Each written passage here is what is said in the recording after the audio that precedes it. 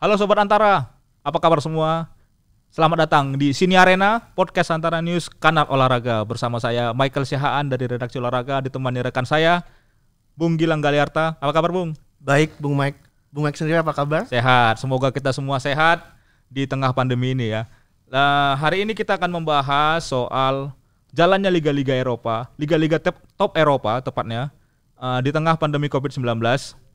Kemarin pada tanggal 16 Mei 2020, Liga Jerman resmi menggelar pertandingan pertama di tengah pandemi lanjutan dari musim ini, dan sepertinya berjalan dengan lancar sampai saat ini sudah lebih dari sebulan ya. Ada beberapa penyesuaian regulasi yang diterapkan oleh DFB di lapangan dan luar lapangan. Kita akan bahas bagaimana evaluasi berjalannya sudah lebih dari sebulan sama Bung Gilang. Bung Gilang, sudah lebih dari sebulan Liga Jerman berjalan. Bagaimana Bung Gilang melihat penyesuaian pemain baik dari luar lapangan maupun dalam lapangan?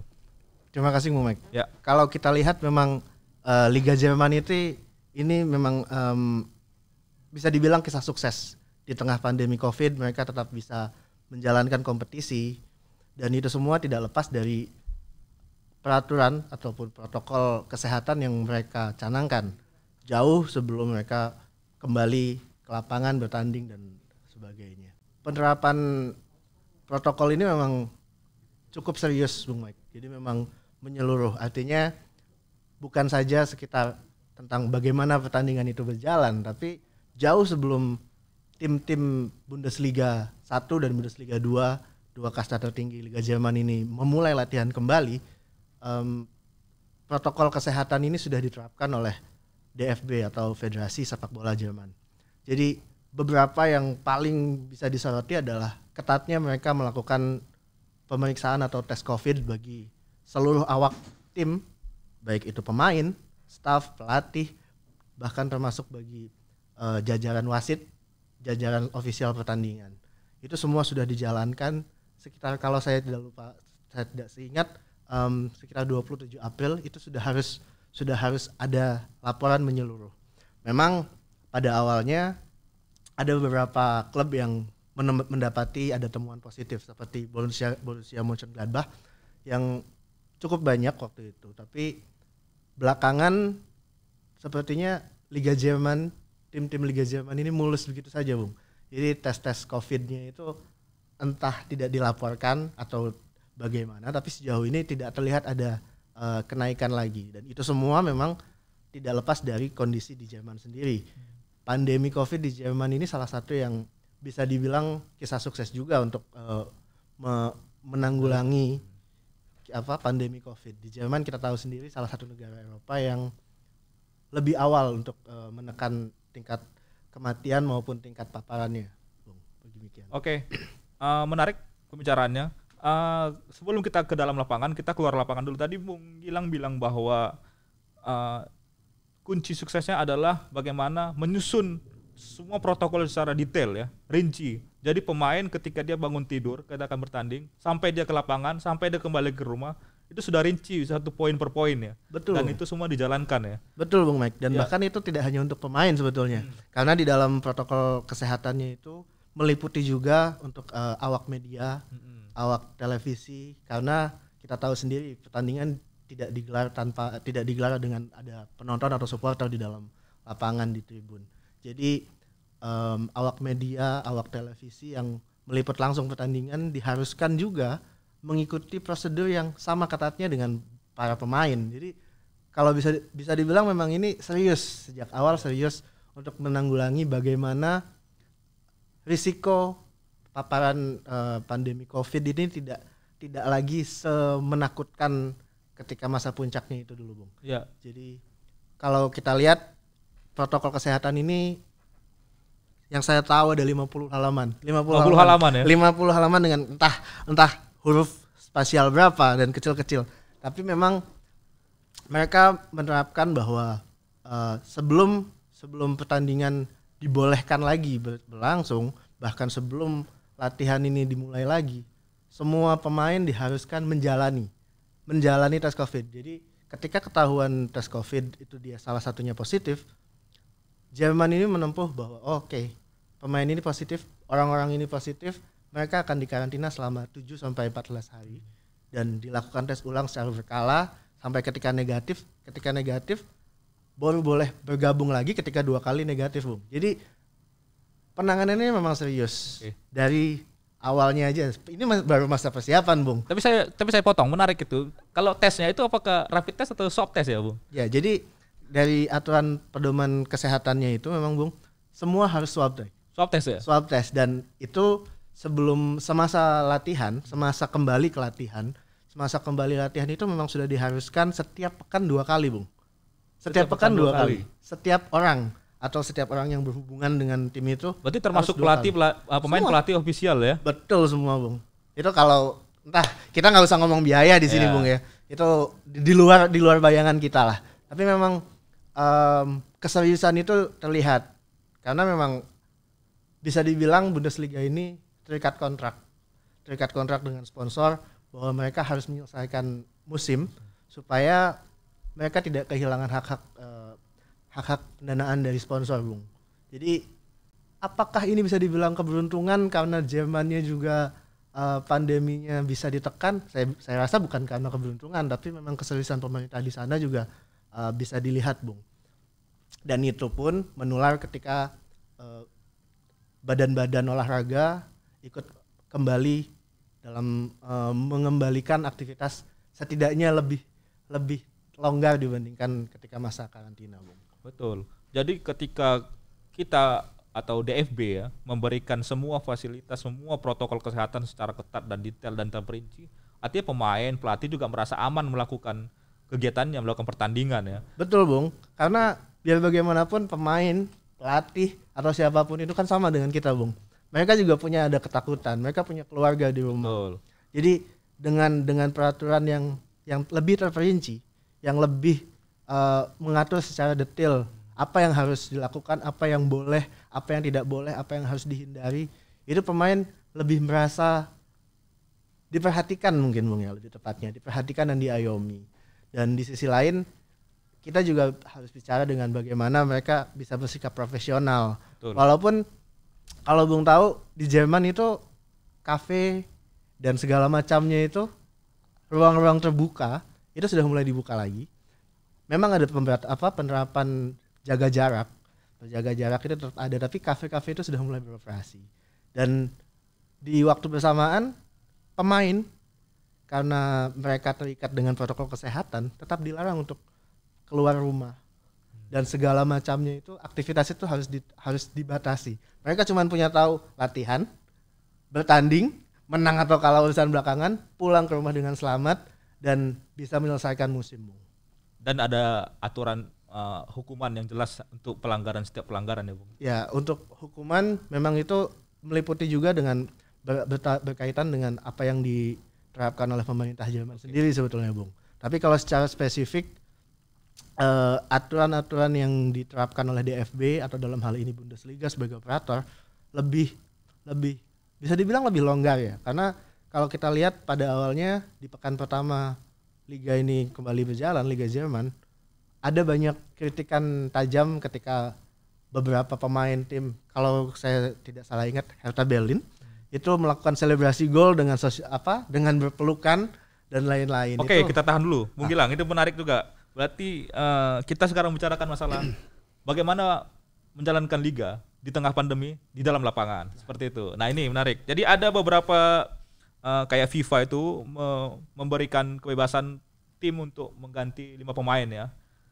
Awalnya normalnya 3, itu supaya untuk menjaga kondisi pemain juga. Lalu ada larangan merayakan gol secara berdekatan, harus ada jaga jarak fisik ya, Bung ya.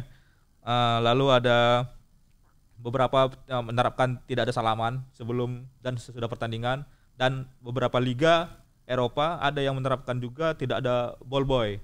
Tapi di Jerman bisa ya, Bung ya? Setahu saya masih diperbolehkan ada ball boy, tapi ada batasan umur. Harus umur 16 tahun ke atas, ingat saya. Oke, jadi bagaimana Bung Gilang melihat sejauh ini setelah lebih dari sebulan regulasi-regulasi seperti itu dijalankan, apakah pertandingan jadi kelihatan menarik atau jadi kayak membosankan gitu?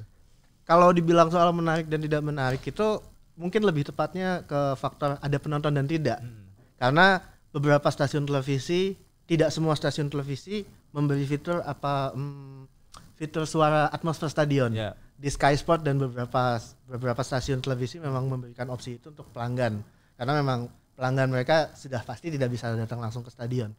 Dan kalau terkait dengan atmosfer, kalau Bung Mike misalkan menonton di Sky Sport dan tidak mengaktifkan opsi itu, isinya pertandingan itu hanya seruan-seruan atau teriakan antara para pemain dan peluit wasit dan pelatih yang teriak-teriak kalau misalkan pemainnya melakukan kesalahan, Bung. Tapi memang kalau dibilang soal aturan tadi, 5 pemain ini memang aturannya itu kan liga, kompetisi, semua kompetisi dilakukan dipadatkan jadwalnya supaya bisa selesai agar bisa mencapai target, entah itu target dengan sponsor maupun target untuk memulai musim baru, Bung. Jadi kalau soal 5 pemain, ya beberapa pelatih bisa memanfaatkan itu dengan melakukan pergantian 5 pemain, mereka bisa mencari poin lebih banyak, mencari kesalahan ataupun menutupi kesalahan yang sudah terjadi. Kalau soal yang menarik soal social distancing mungkin Bung ya. Selebrasi social distancing ini akan susah, Bung, karena kalau Bung sempat menyimak pelatih AS Roma, Paulo Fonseca, itu mengatakan bahwa sepak bola ketika kembali setelah pandemi itu salah satu yang paling bakal dia rindukan adalah pelukan hangat, Bung. Sepak bola memang ya sebuah torehan emosi ketika di lapangan, entah itu gol, entah itu jegalan yang bikin marah, entah itu banyak emosi yang tercurah di sepak bola dan mencetak gol adalah salah satunya. Jadi akan sangat susah untuk melarang pemain berpelukan. Ketika mereka bisa mencetak gol, rekan-rekannya akan mendatangi.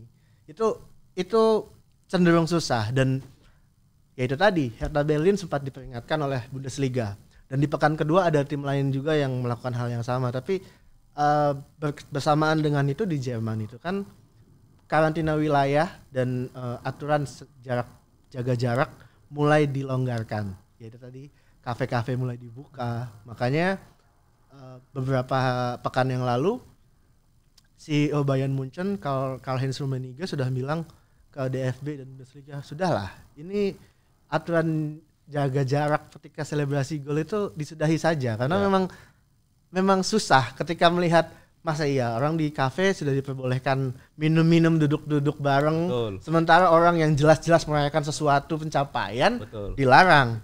Ya nyatanya memang pada akhirnya di Liga Jerman sampai sekarang kalau Bung Mike mengikuti hampir semua pemain tetap melakukan selebrasi dengan memeluk. Ya, sebagian dengan salam lengan ya, Bung ya, tapi mayoritas tetap berpelukan, Bung. Hanya memang salaman tidak diperkenankan. Itu memang berlaku.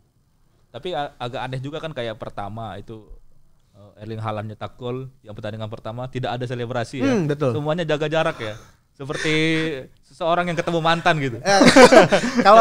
Kalau bisa dibilang itu mungkin efek karena itu baru pertandingan pertama, Bung ya. Jadi mereka Dortmund itu kan memang bertemu dengan Schalke untuk di pertandingan derby Lembah Rhein itu benar-benar pertandingan pertama sebagai penanda Bundesliga kembali. Jadi mereka mungkin masih takut bahwa aturan itu memang diterapkan secara ketat. Bisa dibilang itu sebuah langkah bijak. Bisa dibilang itu menghilangkan keindahan sepak bola dalam kata lain. Tapi seiring berjalannya waktu dengan kondisi Jerman yang semakin membaik dan liga juga sekarang sepertinya sudah lebih longgar untuk itu, Bung. Kalau Bung Mike mengikuti di liga-liga lain pun demikian, Bung. Jadi Spanyol yang kemarin sudah ikutan main juga dan Inggris dan Coppa Italia karena Italia lebih dulu ngambil Coppa Italia dulu. Itu hampir tidak ada kelanjutan jaga jarak, Bung. Jadi kira-kira pelajaran apa yang bisa kita ambil dari Liga Jerman, dari Bundesliga ini, terutama kita tarik ke dalam negeri ya. Kira-kira Bung Gilang apa ya kira-kira yang bisa diambil? Kalau saya boleh menyimpulkan atau boleh mengingatkan buat petinggi-petinggi pemangku kepentingan di sepak bola Indonesia, Bung, serius. Secara utama itu keseriusan. Karena Bundesliga sendiri menyusun protokolnya, menghadirkan langsung profesor seorang dokter yang memang juga mengepalai tim medis DFB, Bung. Dan dia memang tahu betul bagaimana seharusnya aturan tentang pencegahan ini harus diterapkan. Dan secara umum sih itu, Bung. Artinya keseriusan. Dari keseriusan itu mungkin nanti akan turun di persoalan siapakah yang harus membayar itu tadi kan. itu bakal menjadi perdebatan besar karena Bung Mike sendiri mengikuti perkembangan olahraga kita, Bung kan. Sepak bola kita masih ada perdebatan siapa yang harus membayar ketika tes kesehatan dilakukan, betul. Ini dan itu, sementara pendapatan turun. Saya pikir semua harus kembali pada niatannya apa, Bung. Liga ini dijalankan untuk apa? Kalau memang semua hanya soal persoalan komersial, kita tahu sendiri industri sepak bola di Indonesia belum sustainable untuk menghadapi sesuatu yang ini belum pernah terjadi, Bung, sebelumnya, Bung. Sama sekali belum pernah terjadi. Bagaimana orang-orang tidak bisa datang ke stadion, bagaimana tim-tim diharuskan membayar lebih banyak, bagaimana tim-tim harus memperhatikan kesehatan pemainnya lebih spesifik, sementara pendapatan tidak ada, Bung. Itu semua akan kembali kepada keseriusan tim, keseriusan pemangku kepentingan sepak bola di Indonesia, dan masyarakat pada akhirnya semua supporter akan menyambut baik kembalinya sepak bola. Tapi saya pikir semua harus kembali dengan keseriusan dan kepastian bahwa ini bukan sebuah pengorbanan, bahwa kembali sepak bola berlanjut, semua tim hanya akan menjadi bangkrut. Itu juga mungkin harus dipertanyakan lagi, Bung. Jadi memang harus semua kepentingan harus diperhatikan ya, Bung ya. Bagaimana dari klub sendiri, dari pemain itu, bagaimana sebuah federasi itu menyusun semua protokol kesehatan yang bisa memberikan rasa aman. Gitu. Betul, Bung. Dan harus menjalankan secara serius ya. Betul, Bung Mike. Oke, menarik sekali pembicaraannya tentang Liga Jerman. Bung Mek tahu belum? Kalau Liga Jerman udah selesai sebetulnya. Oh iya, tidak karena Bayern Munchen udah juara. Iya, tahu. Dan artinya bahwa Bayern Munchen sudah bisa juara di tengah pandemi, ini sesuatu yang baru, Bung. Dan itu harusnya menjadi penyemangat bagi kita semua insan olahraga untuk tetap melakukan aktivitas dalam keadaan sesulit apapun. Karena semuanya bisa dilakukan, Bung. Oke, jadi begini, Liga Jerman saja sudah bisa menemukan juaranya di tengah pandemi. Kenapa liga-liga lain termasuk Liga Indonesia tidak bisa? Seperti itu. Ya nggak, Bung? Betul, Bung. Yang penting semuanya bisa beradaptasi dengan baik, serius menjalankan protokol kesehatan, dan tidak melakukan hal-hal yang tidak diperkenankan seperti itu untuk menghindari menyebarnya virus corona ini. Jadi begitu, Bung Gilang, terima kasih banyak atas penjelasannya. Terima kasih banyak atas waktunya, Bung Mike. Iya, semoga selalu sehat.